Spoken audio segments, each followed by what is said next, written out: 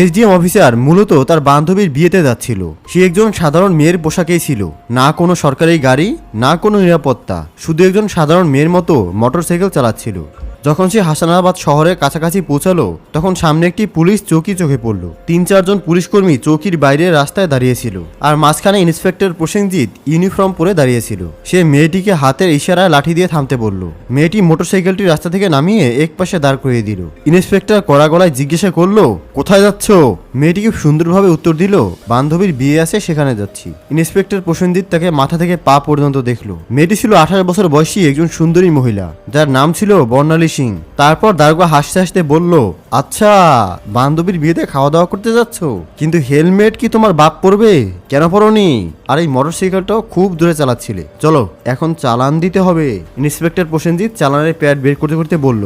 বর্ণালী বুঝে গিয়েছিল যে তার নিয়ত খারাপ হয়ে গিয়েছে এবং এটা একটা সুতো মাত্র। সোনালী বলল, স্যার, আমি কোনো আইন ভাঙিনি। ও ম্যাডাম, আমাদের আইন শেখানোর চেষ্টা করো না। সে পাশে দাঁড়ানো একজন কনস্টেবলের দিকে তাকালো এবং তারপর বর্ণালীর দিকে তাকিয়ে বলল, একে শিক্ষা দিতে হবে। হঠাৎ ইন্সপেক্টর জোরে একটা চর মারলো বর্ণালীর গালে। খুব তো প্রশ্ন করছিস, পুলিশ যখন কিছু বলে তখন চুপচাপ মেনে নেওয়া উচিত। বর্ণালীর মাথা এক মুহূর্তের জন্য ঘুরে গেল, কিন্তু সে নিজেকে সামলে নিল। তার চোখে রাগ স্পষ্ট ফুটে উঠছিল। ইন্সপেক্টর হাসতে হাসতে বলল, এখনো এর মধ্যে অহংকার বাকি আছে? এমন কতজনকে ঠিক করে দিয়েছি, ভালোভাবে শেখাতে হবে। একজন কনস্টেবল এগিয়ে এলো এবং বলল, স্যার, এটাকে থানায় নিয়ে চলুন, সেখানে ঠিকঠাক একে উত্তম মধ্যম দেব, তখন বুঝবে পুলিশের সঙ্গে কিভাবে কথা বলতে হয়। একজন কনস্টেবল বর্ণালীর বাহু ধরে টেনে বলল, চল গাড়িতে বস। বর্ণালী শটকা দিয়ে হাত ছাড়িয়ে রাগি গড়ায় বলল, হাত লাগানোর চেষ্টা করো না, নয়তো পরিণতি ভালো হবে না। ইন্সপেক্টরের রাগ আরো বেড়ে গেল। সে একজন কনস্টেবলকে বলল, এর অহংকার দেখো। একজন কনস্টেবল এগিয়ে এসে সোনালীর চুল টেনে ধরলো এবং জোর করে টেনে গিয়ে বলল, যে চল এবার রাতে বুঝবি তোর সাথে কি হয়। বর্ণালী বেচারি কোকিয়ে উঠল, কিন্তু তখনও পর্যন্ত সে নিজের পরিচয় কিছুই বলেনি। সে দেখতে চাইছিল এরা কতটা নিচে নামতে পারে। তখন একজন পুলিশ রাগে তার মোটরসাইকেলে লাঠি দিয়ে মারলো এবং জোর গলায় বলল, বড় সাধু সাজছে, এখন তোকে খেলনা বানিয়ে রাতে খেলবো। বর্ণালী সিং ভালোভাবে বুঝে গিয়েছিল যে তার সঙ্গে এখন কি হতে চলেছে এবং এরা কতটা নিচে নামতে পারে। ইন্সপেক্টরের চোখে রাগ ছিল। সে জোরে চিৎকার করে বলল, তোর মতো অনেক বুদ্ধিমান দেখেছি, পুলিশের সঙ্গে বাড়াবাড়ি করবি, আজ মজা দেখাবো। চল ওকে থানায় নিয়ে যাও, সেখানে বুঝাবো। এই সময় বর্ণালী সিং তখনও চুপ ছিল। সে তার পরিচয় প্রকাশ করার কোনো ইচ্ছা দেখায়নি। সে দেখতে চাইছিল এরা প্রশাসনকে কতটা বদনাম করতে পারে, এরা কতটা অত্যাচার করতে পারে। ইন্সপেক্টর প্রসেনজিৎ এখন বিরক্ত হয়ে গিয়েছিল। তার সামনে এমন একজন মহিলা দাঁড়িয়েছিল যার নরম ও সুন্দর গালে চর পড়েছিল, যার চুল টেনে ধরা হয়েছিল, যাকে জোর করে বাহু ধরে রাস্তায় টেনে নিয়ে যাওয়া হয়েছিল, কিন্তু সে তখনও নীরবভাবে দাঁড়িয়েছিল, না কোনো চিৎকার, না কোনো কান্না। ইন্সপেক্টর প্রসেনজিৎ ভেবেছিল থানায় ভরে ভেবে নেবে যে এই জেদি মহিলাকে কিভাবে নির্যাতন করা যায়। এটা কেবল রাগ ছিল না, এটা এমন এক রাগ ছিল যা ভেতরে ভেতরে ফুটছিল। চৌকির ইনচার্জ ইন্সপেক্টর হাসতে হাসতে বলল, হ্যাঁ, এখন জীবও চলতে শুরু করেছে, চলো থানায় দেখবো কত বড় জীব চলে তোর। থানায় ঢুকতে ইন্সপেক্টর জোরে চিৎকার করে বলল, ওরে কোথায় গেলি, চা পানি লাগা তাড়াতাড়ি, আজ একটা বিশেষ মাল এসেছে। বর্ণালী সিং তখনও কিছু না বলে থানার দেয়াল দেখছিল। সে দেখছিল কিভাবে এরা সেই নিরীহ মানুষদের সঙ্গে আচরণ করে যারা কখনো কণ্ঠ তুলতে পারে না। তখন একজন কনস্টেবল ইন্সপেক্টর প্রসেনজিতের দিকে ঝুঁকে ঝুঁকে বলে, কি কেস স্যার? কনস্টেবলের প্রশ্নে ইন্সপেক্টর প্রসেনজিৎ হেসে বলল, আরে কিছুই না, স্পিড বা হেলমেট যা মন চায় একটা মামলা ছাপিয়ে দাও, শুধু ভেতরে ঢুকিয়ে একে নির্যাতন করতে হবে, কোনো প্রশ্ন করিস না।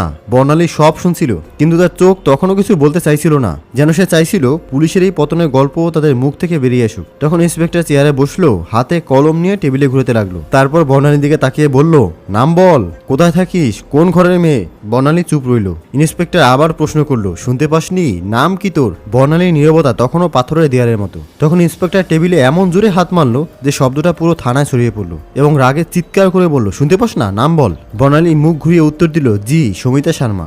ইন্সপেক্টর তার দিকে চোখ তাকিয়ে বলল, ও বড় বুদ্ধিমান মেয়ে তুই, মিথ্যে বলতে অভিজ্ঞতা আছে, কিন্তু মনে রাখিস বেশি চালাকি করলে কিন্তু ভারী পড়বে, একটা ভুল করলে পস্তানোর সময়টুকু পাবি না। বর্ণালী সিংকে জোর করে সেই নির্জন পচা লকআপে ঢুকিয়ে দেওয়া হলো, যেখানে আগে থেকেই দুজন কয়েদি বসেছিল। তাদের মধ্যে একজন বর্ণালীর দিকে তাকিয়ে বলল, বোন, তুই কি অপরাধ করেছিস? বর্ণালী হালকা হাসি দিল, কিন্তু কিছু বলল না। এখন সে শুধু দেখছিল এই পুরো সিস্টেমটা কতটা পচে গেছে। যদি একজন এসডিএম কি এভাবে বিনা কারণে ভেতরে ঢুকানো যায়, তাহলে সাধারণ মানুষের অবস্থা কল্পনা করা যায়। বর্ণালী এখন সেই কোঠরির কোণে বসেছিল, সব দেখছিল, শুনছিল এবং প্রতিটি কাজ পর্যবেক্ষণ করছিল। ইন্সপেক্টর প্রসেনজিৎ একটা মিথ্যে রিপোর্ট তৈরি করলো এবং বলল, এর উপর চুরি আর ব্ল্যাকমেইলের কেস চালাও। ফাইলের উপর হাত দিয়ে বলল, চলো তাড়াতাড়ি। একজন কনস্টেবল জিজ্ঞাসা করলো, কিন্তু স্যার, প্রমাণ ছাড়া? ইন্সপেক্টর হেসে বলল, এই থানায় প্রমাণ চেয়ে আনা হয় না, প্রমাণ বানানো হয়। কিছুক্ষণ পর একজন কনস্টেবল এসে কর্নালের গায়ে জোরে হাত মারলো। ইন্সপেক্টর ইন্সপেক্টর হাত তুলতেই তখন দরজায় একটা কড়া গলা শোনা গেল। থামো! সবাই মুড়িয়ে দেখলো দরজায় সিনিয়র ইন্সপেক্টর সঞ্জয় দাঁড়িয়ে। তার খাতি অন্যদের থেকে কিছুটা ভালো ছিল। সে ভেতরে তাকিয়ে মহিলার অবস্থা দেখে তার কপালে ভাঁজ পড়ল। জিজ্ঞাসা করলো, এসব কি হচ্ছে? প্রসেনজিৎ হাসলো এবং বলল, কিছু না স্যার, একটা রাস্তার মেয়ে বেশি বুদ্ধি দেখাচ্ছিল, শিক্ষা দিচ্ছি। সঞ্জয় বর্ণালীকে ভালো মতো দেখলো তার আচরণ সাধারণ মহিলার মতো মনে হচ্ছে না। জিজ্ঞাসা করলো, এর অপরাধ কি? প্রসেনজিৎ ঘাবড়ে গেল, বলল, স্যার, চেকিং এ অসভ্যতা করেছিল। সঞ্জয়ের কিছু সন্দেহ হলো। সে বর্ণালীকে জিজ্ঞাসা করলো, তোমার নাম কি? বর্ণালী চুপ রইল। প্রসেনজিৎ হেসে বলছে, স্যার, এ তো নামও বলছে না। সঞ্জয় এখন পুরোপুরি সতর্ক হয়ে গেল। সে কনস্টেবলকে আদেশ দিল, একে একা কুঠুরিতে রাখো। প্রসেনজিৎ অবাক হয়ে গেল, কিন্তু স্যার। সঞ্জয় কঠোরভাবে বলল, আমি নিজের পাশে থাকবো। তার আদেশে বর্ণালীকে আরেকটা কুঠুরিতে বন্দি করা হলো, যেটা আগেরটার থেকেও বেশি দুর্গন্ধযুক্ত আর অন্ধকার ছিল। বর্ণালী চারদিকে চোখ বুলিয়ে দেখলো এক কোনায় একটা ভাঙা টেবিল পড়েছিল আর পাশে একটা মরিচা পড়া লোহার রড। এখন সেই নোংরা সিস্টেমের আসল চেহারাটা আরো কাছ থেকে দেখছিল। প্রতিটি মুহূর্তে তার চোখ বুঝছিল যে আইন শুধুমাত্র ফাইলের মধ্যেই সীমাবদ্ধ হয়ে আছে। তখন একজন কনস্টেবল দৌড়ে এসে বলল, স্যার, বাইরে একটা বড় গাড়ি দাঁড়িয়ে আছে। প্রসেনজিৎ ভয়ে চমকে উঠল, জিজ্ঞাসা করলো, কোন গাড়ি? কনস্টেবল ঘাবড়ে বলল, স্যার, সরকারি গাড়ি। সে তাড়াতাড়ি বাইরে গেল এবং গাড়ির ভেতর তাকাতেই তার চোখ কপালে উঠল। সে হড়বড় করে ফিরে এসে ধীর গলায় বলল, স্যার। প্রসেনজিৎ বিরক্ত হয়ে বলল, কি হলো? কে এসেছে? কনস্টেবল কাঁপতে কাঁপতে বলল, স্যার, কমিশনার সাহেব এসেছে। প্রসেনজিতের মুখ ফ্যাকাশে হয়ে গেল। সিনিয়র ইন্সপেক্টর সঞ্জয় বর্মাও সতর্ক হয়ে গেল, কারণ এখন বিষয়টা সরাসরি উপরে পৌঁছে গেছে। কমিশনার সাহেব থানায় পা রাখলেন এবং তার চোখে স্পষ্ট রাগ দেখা যাচ্ছে। তিনি প্রসেনজিতের দিকে তাকিয়ে কড়া গলায় জিজ্ঞাসা করলেন, ইন্সপেক্টর প্রসেনজিৎ, এখানে কি তামাশা চলছে? প্রসেনজিৎ ঘাবড়ে বলল, কিছুই না স্যার, শুধু একটা ছোট কেস। কমিশনার সাহেব টেবিল থেকে ফাইল তুলে নিয়ে মনোযোগ দিয়ে পড়লেন। তার কপালে ভাঁজ পড়ল। তারপর তিনি কুঠুরিতে উকি দিয়ে বললেন, এ কে? স্যার, এই মহিলার বিরুদ্ধে 420 এবং প্রতারণার কেস আছে। কমিশনার সাহেব জিজ্ঞাসা করলেন, তোমার কাছে প্রমাণ আছে? তিনি আবারও বললেন, কোনো প্রমাণ আছে তোমার কাছে? এখন প্রসেনজিৎ পুরোপুরি ফেসে গিয়েছিল। কমিশনার সাহেব মহিলার দিকে সরাসরি প্রশ্ন করলেন, নাম কি? এই প্রথমবারের মতো বর্ণালী সিং হালকা হাসি দিয়ে বলল, এসডিএম বর্ণালী সিং। এটা শুনে যেন পুরো থানা স্তব্ধ হয়ে গেল। সবার মুখ ফ্যাকাশ হয়ে গেল। প্রসেনজিতের হাত পা কাঁপতে লাগলো। বাকি সব কনস্টেবল অবাক হয়ে দাঁড়িয়ে পড়ল। প্রসেনজিতের পায়ের নিচ থেকে মাটি সরে গেল। যে অফিসারকে সে চোর মনে করছিল, সেই ছিল সেই অফিসার যিনি পুরো জেলার আইন চালাচ্ছিলেন। আসলে সে কোনো সাধারণ মহিলা ছিল না, সে ছিল স্বয়ং এসডিএম বর্ণালী সিং, যাকে রাস্তায় টেনে নিয়ে যাওয়া হয়েছিল, চুল ধরে টানা হয়েছিল, চর মারা হয়েছিল। এই কথা সবার সামনে আসতেই পুরো থানায় হট্টগোল শুরু হয়ে গেল। সব কনস্টেবল স্তব্ধ হয়ে গেল। কমিশনার সাহেব তীক্ষ্ণ দৃষ্টিতে ইন্সপেক্টর প্রসেনজিতের দিকে তাকিয়ে বলল, প্রসেনজিৎ, তোরা তো সাহস কিভাবে হলো যে তুই একজন সিনিয়র অফিসারের উপর মিথ্যা অভিযোগ চাপিয়ে দিলি? প্রসেনজিৎ কিছু বলার চেষ্টা করছিল, তখন সেখানে দাঁড়িয়ে থাকা সিনিয়র ইন্সপেক্টর সঞ্জয় বর্মা জোরে বললেন, স্যার, আমি তো আগেই বলেছিলাম কিছু গোলমাল আছে। এখন প্রসেনজিৎ পুরোপুরি একা বনে গিয়েছিল। তখন বর্ণালী সিং তার শান্ত কিন্তু কঠোর কণ্ঠে প্রথমবার সরাসরি রায় ঘোষণা করলেন এবং বললেন, প্রসেনজিৎ, এবার তোর চাকরি গেছে, তোর সাসপেনশন পাকা, আর তোর বিরুদ্ধে এখন মামলাও চলবে। এটা শুনে প্রসেনজিতের যেন শ্বাস আটকে গেল। বাকি পুলিশরাও তার থেকে মুখ ফিরিয়ে নিল। সঞ্জয় বর্মা সঙ্গে সঙ্গে হাত দিলেন, হাবিলদার সাহেব, এটাকে ধরে লকাপে ঢুকাও। কিন্তু তখন প্রসেনজিৎ পকেট থেকে একটা ভাঁজ করা কাগজ বের করে হাসতে হাসতে বলল, থামো ম্যাডাম, এটা আগে দেখে নাও, তারপর যা করার করো। সে কাগজটা দেখালো। কমিশনার সাহেব এবং বর্ণালী সিং দুজনেই তার দিকে তাকালো। প্রসেনজিৎ বলল, এই নাও আমার বদলির আদেশ। 3 দিন আগেই আমার বদলি হয়ে গেছে। এখন তুমি যতই রাগ করো, আমাকে চাকরি থেকে বের করতে পারবে না। পুরো থানা আবার নীরব হয়ে গেল। বর্ণালী কাগজটা হাতে নিয়ে পড়লেন। কমিশনার চোখ তাক করে সিনিয়র ইন্সপেক্টর সঞ্জয় বর্মার দিকে তাকিয়ে বললেন, যাও দেখো এই কাগজটা আসল নাকি শুধুমাত্র দেখানোর জন্য। সঞ্জয় কম্পিউটারের রিপোর্ট দেখে মাথা তুলে বললেন, স্যার, এটা তো আসল, কিন্তু এখনো এই নতুন ইন্সপেক্টরকে চার্জ হস্তান্তর করেনি। অর্থাৎ এখনো এই এখানকার আসল ইন্সপেক্টর হয়ে বসে আছে এবং সব দুষ্কর্ম এর দ্বারাই করা হয়েছে। এখন কেউ এটাকে বাঁচাতে পারবে না। বর্ণালী সিং তার চোখে চোখ রেখে বললেন, এখন তো নতুন ঠিকানা সেখানেই হবে যেখানে তুই অন্যদের ঢুকাতিস। কমিশনারও মাথা নেড়ে ইশারা করলেন। দুজন কমিশনার এগোতে এগোতেই প্রসেনজিৎ আবার চাল চাললো এবং বলল, থামো ম্যাডাম, আমি একা নই। তোমার কি মনে হয় পুরো দোষ শুধু আমার?